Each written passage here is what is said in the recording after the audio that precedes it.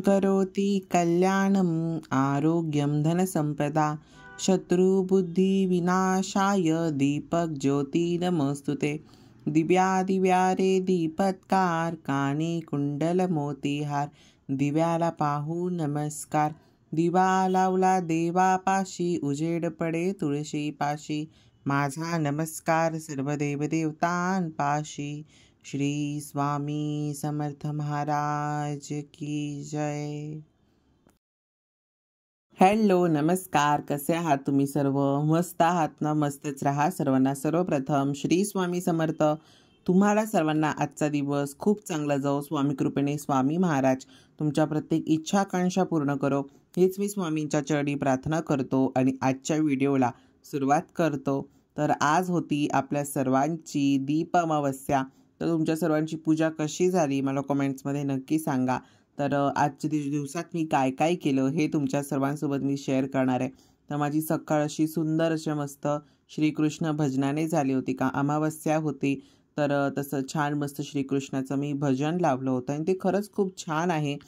इतकं पॉझिटिव्ह त्याच्यातनं बाहेर निघतं, पॉझिटिव्हिटी बाहेर येते की त्यात ते ऐकलं ना तरी पण खूप मनाला एक चिर शांती लाभते आणि खरंच खूप खूप खूप छान आहे ते श्रीकृष्ण भजन। त्याच्यानंतर ते श्रीकृष्ण गोविंद हरे मुरारी हे नाथ नारायण वासुदेवा तो मंत्र येतो। त्याच्यानंतर अजून एक येतो कृष्णाय वासुदेवाय हरये परमात्मने प्रणततः क्लेशनाशाय गोविंदाय नमो नमः। ह्या मंत्रचा सुद्धा भजन असतं, तुम्ही ते सुद्धा लावलात ना तरी सुद्धा चालतं। खूप छान आहे कृष्णाचं आणि मला ते आवडतं म्हणून मी लावतो। त्याच्यानंतर आज अमावस्या होती तर तुम्हाला सर्वांना माहिती आहे आपण मंगळवार गुरुवार शुक्रवार त्यानंतर अमावस्या पौर्णिमा असे जे आपले काय काय दिवस असतात पवित्र त्या दिवशी आपण उंबरठ्यावरती हळदीचं लेपन हे करत असतो। तर हळदीचं लेपन करताना माझा जो उंबरठ्याचा मी शेप बनवून घेतला होता तेव्हा मला असं काही वाटलं नव्हतं की असे काही मला प्रॉब्लेम फेस करावे लागतील लेपन करताना। मला हवी ती डिझाईन मी त्या दादांना दिली होती आणि त्या डिझाईनमध्ये त्यांनी त्याचा मला बनवून दिला, पण नंतर लेपन करताना ते तसं खालती पडायला लागलं तर मग मग नंतर मी चेंज करू शकणार नव्हतं म्हणून मग मी उंबरठा तो तसाच ठेवला, तसाच लावला। पण आता मग त्याला असं उंबरठ्याला जे हळदीचं लेपन करतो ना मग त्याला असं छान मस्त आकार देतो म्हणजे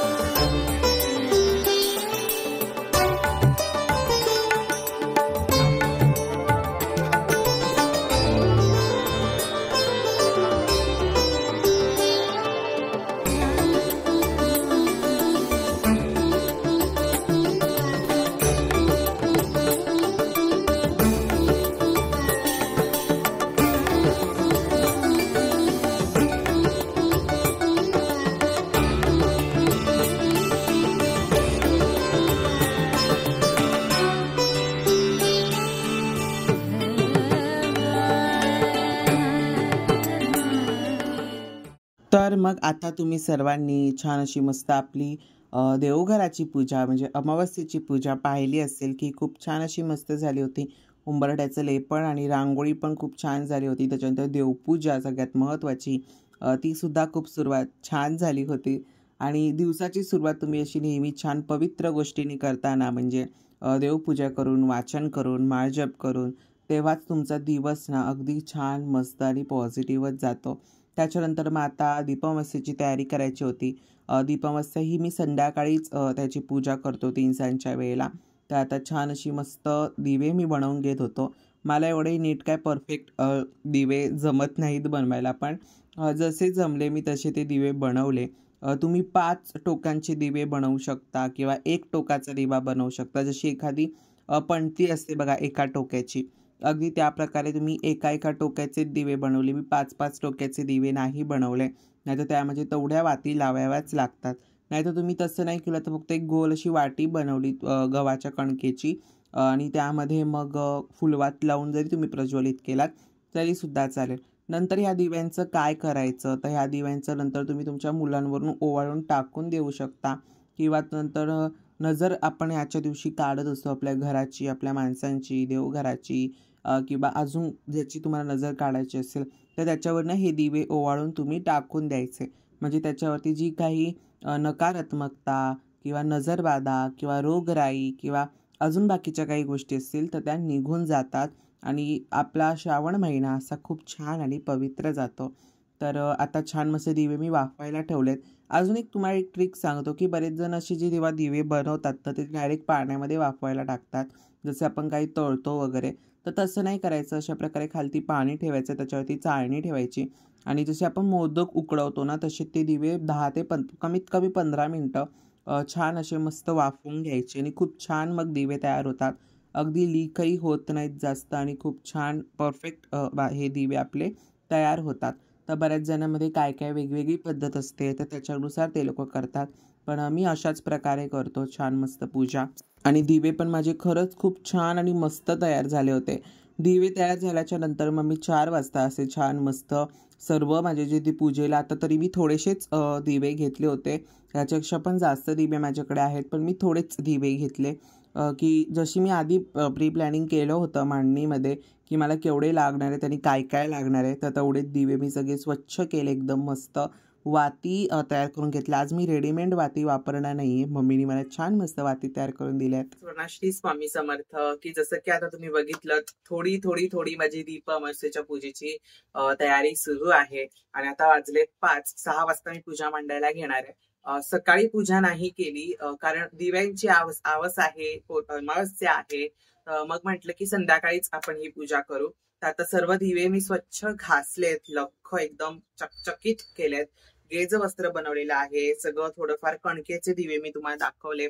अशी छान मस्त माझे कणकेचे दिवे आणि ही अगदी अशी कुठली तरी एक पणती असते ना, तसेच्या तसे माझे हे दिवे बनलेत. थोडासा सर्कल इश्यू आहे पण असो बनलेत ते महत्वाचं.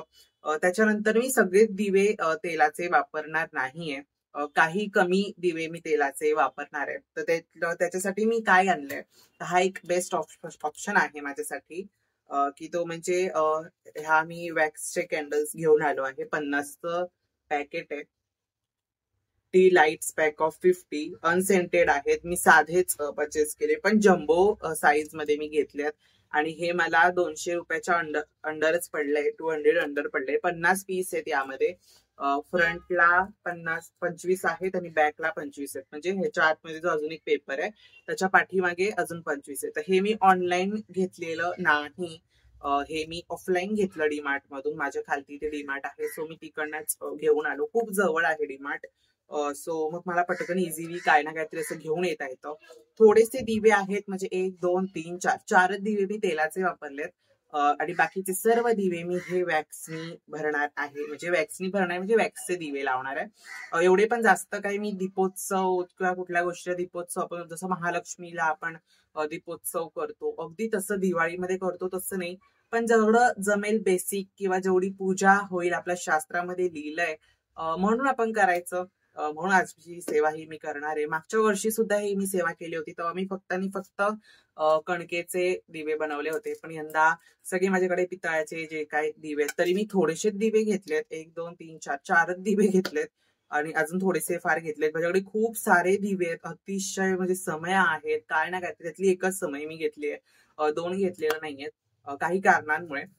तर बाकीच्या पण गोष्टी आहेत आणि उद्यापासून आपला श्रावण सुरुवात होणार आहे.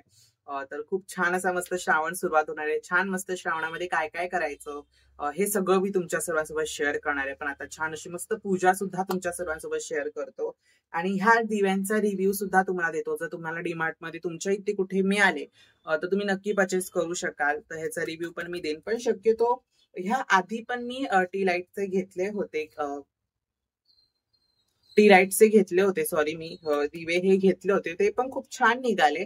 म्हणून म्हटलं की आपण हे जरा जास्त क्वांटिटीत परचेस करू, म्हणून हे मी 50 पॅकेट 50 दिव्यांचं पॅकेट 1 पॅकेट घेतलंय.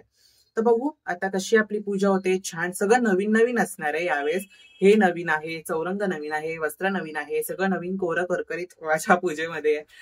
आता चला छान अशी मस्त पूजा मांडूया. तर मग वाजले होते संध्याकाळचे 6 आणि ही पूजा तुम्ही सकाळी सुद्धा करू शकता. आता हा व्हिडिओ तुम्हाला उशिरा येतोय, पण नेक्स्ट इयरला जेव्हा तुम्ही पूजा कराल, ही पूजा तुम्ही सकाळी सुद्धा करू शकता किंवा संध्याकाळी करू शकता. जेव्हा अमावस्या आहे त्याच्यामध्ये तुम्ही ही पूजा कधीही करू शकता. फक्त अमावस्या संपल्यावरती ही पूजा तुम्ही करू शकत नाही. त्याच्यानंतर आता ही पूजा कशी मांडायची ते तुम्हाला मी सांगतोय. तर असं एक म्हणजे आपली जी जागा आहे जिथे आपण पूजा मांडणार आहोत, ती जागा स्वच्छ पुसून घ्यायची. तिथे स्वस्तिक काढायचं आणि जशी आपण बेसिक पूजा आपण मांडतो ना, अगदी त्याप्रकारे स्वस्तिक काढायचं.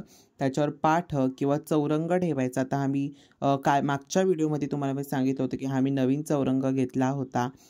तर तो व्हिडिओ जर तुम्ही बघितला नसेल तर नक्की जाऊन बघा. लिंक डिस्क्रिप्शनमध्ये मी देईन. तर आता तिथे अजून एक मी मुख्य जो दिवा एक मी ठेवणार आहे. सर्व दिव्यांच्या खालती मी तांदळाची रास ठेवणार नाही आहे.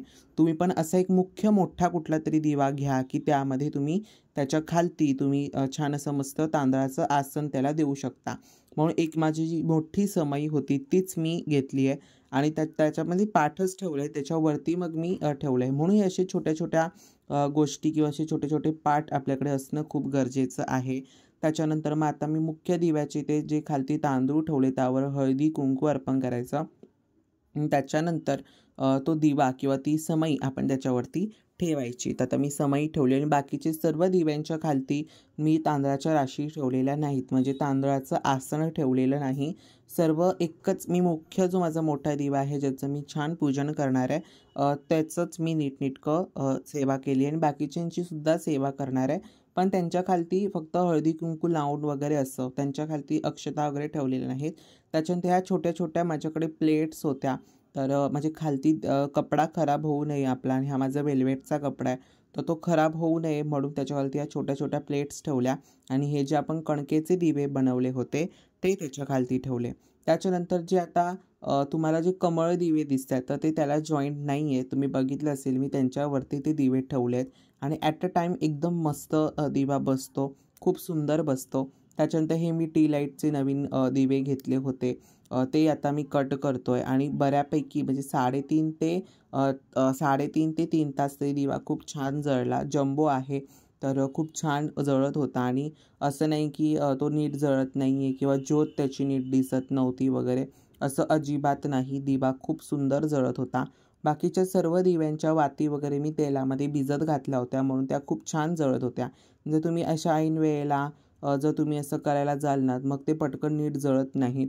तर म्हणून आधी भिजत घालायच्या. मी थोडा वेळ भिजत घातल्या होत्या. दिव्यांमध्येच लावून दिव्यामध्ये तेल घालायचं आणि भिजत ठेवायच्या. मग त्या छान मस्त भिजल्या जातात. त्याच्यानंतर मग आता आपल्याला सर्वांच्या पूजा करायला सुरुवात करायची. तर सर्वांची पूजा आपण कशी करायची? तर जो आपण मुख्य दिवा पहिला घेतला आहे म्हणजे जो मी मोठ्या छोट्याच्या पाठावरती ठेवला आहे चौरंगावरती, म्हणजे माझी समई आहे. तर त्याच्या खालती मी ज्या अक्षता ठेवलेल्या आहेत तर त्यांची पहिली मी पूजा करणे. त्याला अष्टगंध, हळदी, कुंकू ह्या सर्व गोष्टी मी लावणार आहे आणि त्याच्यानंतर एक गेज वस्त्र आपण त्याला अर्पण करणार आहोत. अष्टगंध लावल्यानंतर त्याच्यावरती आपण त्याला हळदी कुंकू लावायचं आहे, अक्षता अर्पण करायच्यात आणि त्याच्यानंतर त्याला एक कापसाचं वस्त्र अर्पण करायचं आहे. त्याला गेज वस्त्र असं म्हणतात आणि ते दिव्याला खूप महत्त्वाचं असतं असं म्हणतात. तर ते दिव्याला आपण अर्पण करायचं. तर एक डेकोरेशन म्हणून किंवा एक छान दिसावं म्हणून अर्पण केल्यासारखं वाटेल म्हणून त्याला मी हारासारखं असं त्या समईच्या 2 कड्यांना लावून ठेवलं आणि ते खूप छान असं मस्त बसतंसुद्धा. पहिलं बसत नव्हतं. पहिली मला भीती वाटत होती की कापसाचं आहे, दिवा लावणार, मग काहीतरी चुकीचं असं घडायला नको, कापूस आहे शेवटी ते. पण मग मी असंच खालती अर्पण करण्याचा प्रयत्न केला आणि तेव्हा ते अर्पण केलं. पण नंतर मग मी त्याला काढून नीटनेटकं जसं मला हवं होतं अगदी तसं लावलं. पण ते खूप छान बसलंसुद्धा. त्याच्यानंतर मग आता छान असं मस्त दीप प्रज्वलन करून घ्यायचं आहे. त्या मुख्य दिव्याचं आपण छान दिवा लावला ना तिथे असं छान मस्त दीप प्रज्वलन करायचं. तर मग आता दिव्यांची पूजा करता करता मी तुमच्या सर्वांसोबत दीप अमावस्या का साजरी करतात ह्याची छोटीशी अशी मस्त कथा सांगणार आहे.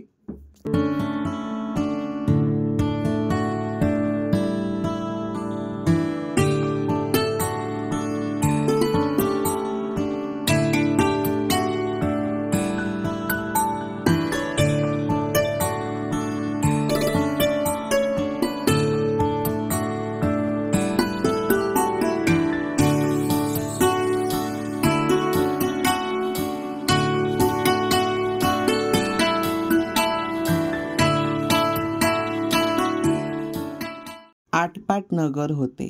तिथे एक राजा राज्य करत होता. त्याला एक सून होती. तिने एक दिवशी घरातला पदार्थ स्वतः खाल्ला आणि उंदरांवर ती आळ घातला. आपल्यावरचा प्रमाद तिने टाळला होता. इकडे उंदरांनी विचार केला, आपल्यावर उगाच आळ आला आहे, तेव्हा आपण तिचा सूड घ्यावा, असा सर्वांनी विचार केला. त्यांनी रात्री तिची चोळी पाहुण्यांच्या अंथरुणात नेऊन टाकली. दुसरे दिवशी तिची फजिती झाली. सासू दिरांनी तिची निंदा केली व तिला घरातून हकलवून दिले.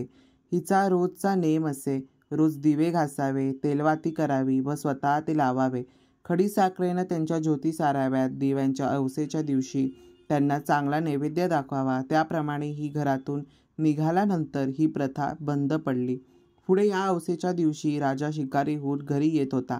एका झाडाखालती मुक्कामास उतरला. तिथे त्यास दृष्टीस एक चमत्कार पाहायला मिळाला. आपले सर्व गावातले दिवे अदृश्य रूप धारण करून झाडावर येऊन बसले आहेत. एकमेकांपाशी गोष्टी करत आहेत. कोणाचे घरी जेवायलाच काय मिळाले हे एकमेकांना सांगत आहे. कशी पूजा तुझी केली हे सांगत आहेत. वगैरे चौकशी चालत आहे. सर्वत्री आपापल्या घरी पडलेले हकीकत सांगत होते. त्याच्या मागून राजाचा घरचा दिवा सांगू लागला, बाबांनो काय सांगू, यंदा माझ्या हातलागी कोणीच नाही. मी दरवर्षी सर्व दिव्यात मुख्य असायचा. माझा थाटमाट जास्ती व्हायचा. त्याला यंदा अपित्वाही दिवस काढावे लागत आहेत. इतके म्हटल्यावर त्याला सर्व दीपकाने विचारले, असे होण्यामागचे कारण काय? मग तो सांगू लागला, बाबांनो काय सांगू, मी ह्या गावच्या राजाच्या घरचा मुख्य दिवा. त्याची सून होती. ती माझी दररोज पूजा करायची. अमावस्येच्या दिवशी माझी छान मस्त ती पूजा करायची. पण आज त्या राजाची सून या राजवाड्यात नाही आहे. मग माझी पूजा कोणीच केली नाही.